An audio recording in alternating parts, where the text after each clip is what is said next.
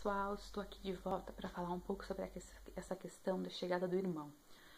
Se você chegou agora no YouTube direto pelo site e não está sabendo nada sobre o que eu estou falando, esse vídeo faz parte de um post do blog sobre a chegada do irmão aqui em casa.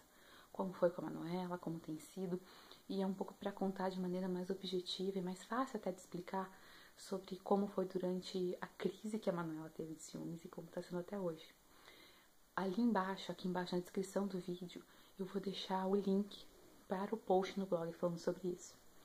E aqui no blog, aqui embaixo no blog, vão ter as dicas sobre o que eu fiz durante a gestação, como que eu achei que algumas coisas muito legais que foram feitas, não porque eu sou o máximo, mas que graças a Deus eu consegui fazer e que eu achei que ajudaram muito em relação à Manuela, tanto na época da gestação, até como hoje eu acho que as crises de ciúmes são bem menores, graças a tudo aquilo que nós fizemos durante a gravidez.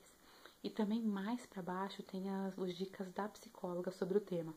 Essa psicóloga eu entrevistei antes de ficar grávida, Ana Júlia, então por isso que acaba sendo algumas dicas se sobrepõem. Dicas não, né? A minha experiência com as dicas dela, porque algumas coisas eu já tinha colocado em prática com base na experiência, com base na entrevista que eu tinha feito com ela.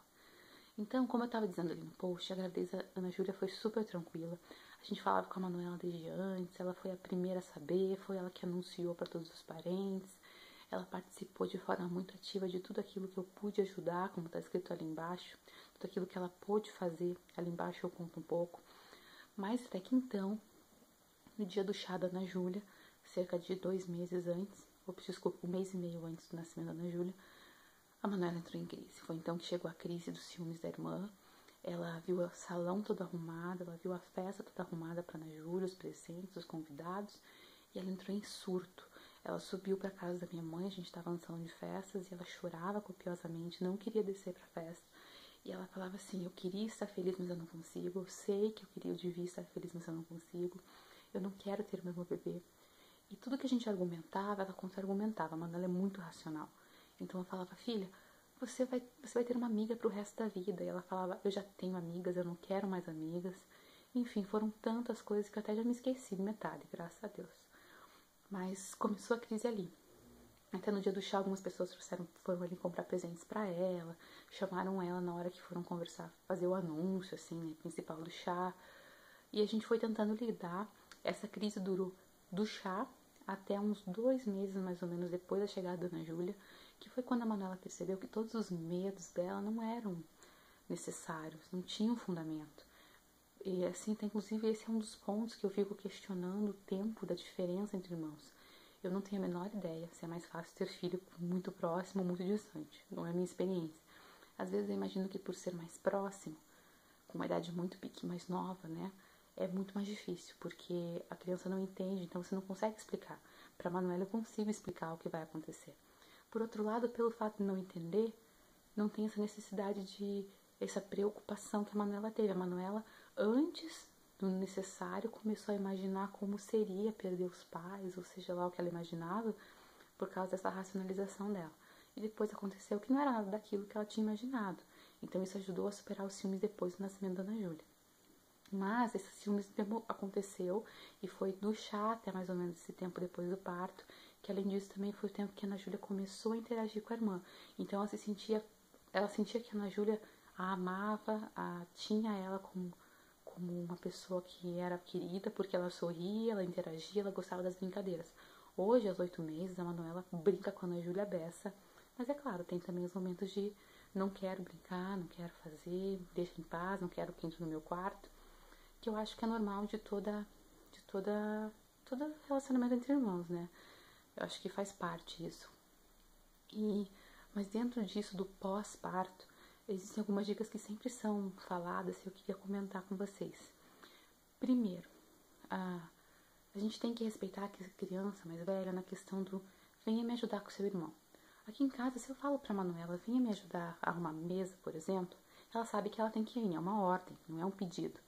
Então, se teu filho tem essa consciência também, quando você falar, vem me ajudar com seu irmão, ele pode ter essa visão de que é uma ordem e na consequência de que se repetir na frequência, errei tudo a palavra, que confusão. E a consequência é que se isso repetir-se frequentemente, agora sim, pode parecer, nossa, meu irmão só dá trabalho. Então isso é péssimo, né? Porque a criança vai começar a relacionar o irmão mais novo com uma coisa ruim. Você tira ele de uma brincadeira para te ajudar. Então, assim, aqui eu sempre falo, filha, você quer me ajudar? Você quer me ajudar a dar banho? Quer me ajudar a trocar? Quer ajudar a escolher a roupa? E claro, ela tem direito de dizer não. Muitas vezes ela diz, e às vezes eu preciso mesmo de ajuda. Eu falo, Manuela, vem fazer isso pra mim. Então, acho que faz parte. A gente tem os momentos de pedir e de oferecer para a criança essa oportunidade. A gente tem que ser firme, muitas vezes, na questão de que a criança tem que entender que o mais novo precisa de cuidados especiais. Então, esse ajudar também serve para isso. Para a criança mais velha ter essa noção que, às vezes, realmente a gente vai precisar se afastar. Mas, no mais, a gente precisa evitar se afastar do mais velho por conta do mais novo. A não ser, assim, quando for necessário. E se a mãe tem que amamentar, que o pai possa dar atenção. E se a mãe tem que amamentar e dar para o filho mais velho ficar junto, permita. Porque isso vai gerar uma confiança e não vai parecer que o irmão mais novo está afastando a mãe. Eu sei, gente, que é complicado esse momento, mas a gente precisa... A gente faz malabarismo, como sempre na maternidade. A gente faz malabarismo com tanta coisa e com 2 filhos não é diferente. Então, acho que a gente tem que sempre estar permitindo a criança mais velha estar junto. Não deixar que o mais novo afaste, não deixar que o mais novo seja, por exemplo, motivo de briga com o mais velho. Outro dia, a Manuela deixou coisas da Polly, aqueles acessórios minúsculos, no meio dos brinquedos da Ana Júlia na sala. Eu quase surtei quando eu vi. Mas eu não posso chegar gritando descontrolada com ela porque a irmã dela pode se engasgar com o brinquedo.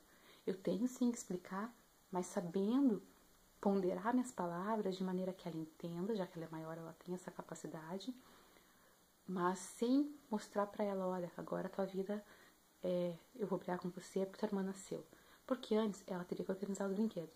Mas não ia ser um caos se ela esquecesse os brinquedos da Polly na sala. Hoje é um problema sério, por causa da Ana Júlia. Então ela não pode vincular isso, assim como aquela história de fica quieto, o bebê tá dormindo. Bebê, gente, bebê não tem muito estresse, na maior parte dos casos. Então a gente não precisa exagerar com essa história do silêncio.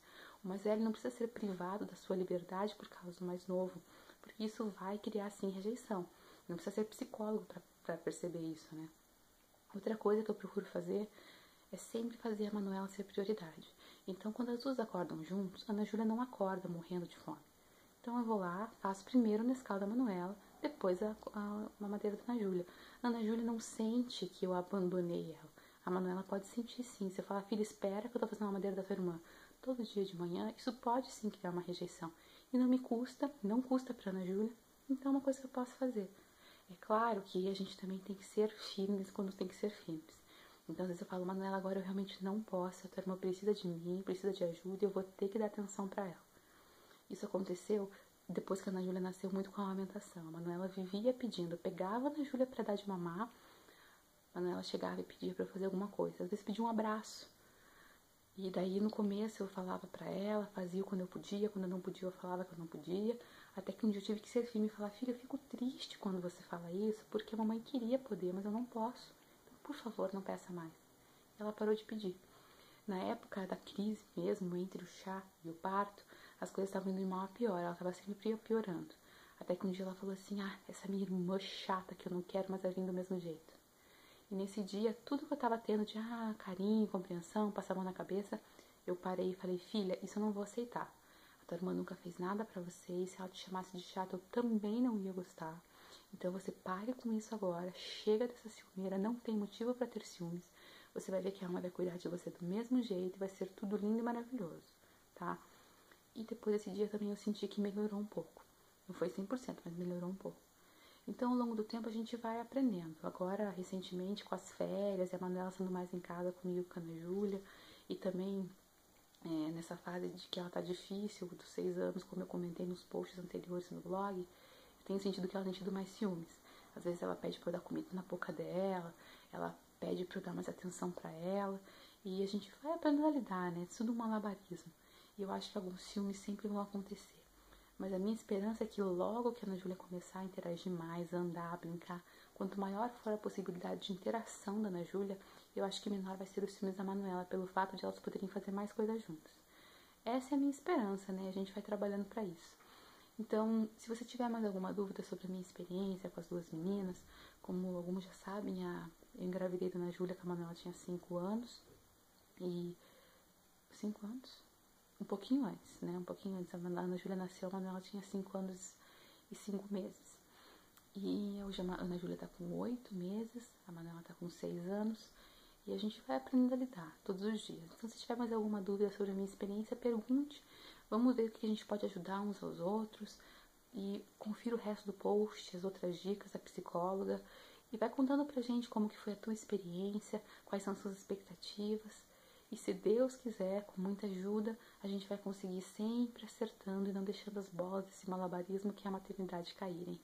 Um beijo grande e até mais.